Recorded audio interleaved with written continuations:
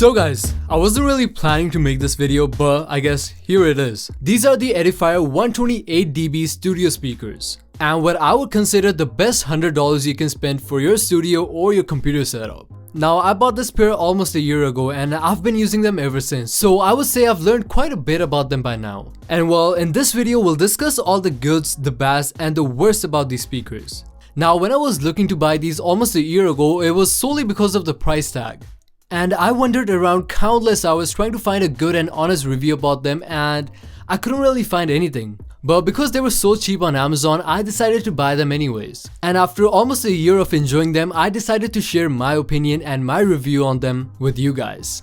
Now, starting off, unfortunately I can't do no unboxing because I wasn't planning this video. But I still have the box they came in, and inside the box was pretty much just the speakers, the front speaker grills, and some wires to power them up. They were supposed to come with an external remote and an optical input cable, but that didn't show up in my box. So I pretty much just had the speakers and the wires to power them up. Now, before getting into a detailed review, let's get the basic specs out of the way, just in case if you were looking for that info.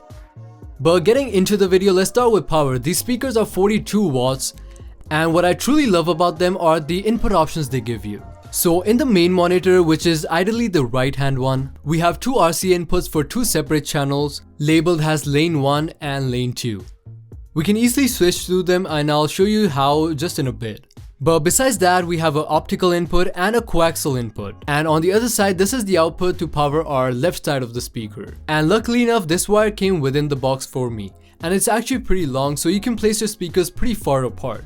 Now, these are proper studio stereo sounding speakers. And what's rare to find in this price range is built-in Bluetooth, which is a huge feature I love. And it gotta be one of my favorite features on these speakers. Now obviously the Bluetooth connection wouldn't be as good and it wouldn't be as detailed. But I love them because of the convenience. I can easily hook up my iPhone, or when I have friends over, I can easily have them play their music and connect my speakers to their devices whenever they like. And switching back from Bluetooth and lane 1, lane 2 or optical or whatever other input you're using is actually pretty simple as well. So if we actually put all the technical things to a side, the Bluetooth actually sounds really good. The audio is really clean, there's little to no noise, and I overall just love this feature to stream music.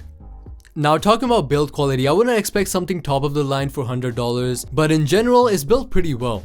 We have a completely wooden frame instead of it being cardboard, and on the sides what seems to be real wood is actually just plywood, but it actually gives a really nice texture and you can't really tell it's plywood, it looks like real wood. So material wise, no complaints really, they're actually built pretty well. And moving to the front, we have a 13mm tweaker and a 4-inch woofer on each side. And let me tell you, the sound quality coming out of this thing is really good. The bass is strong and punchy, and the mids are crispy and clear. And another feature I really like about these speakers are the ability to tweak the sound. So on the right hand side of the main speaker, which is the right one, we have 3 different knobs. And these knobs are where all the magic happens. So the first one, we can use that to tweak the treble, and we could increase it or decrease it or leave it at normal, where it would ideally be on a studio speaker.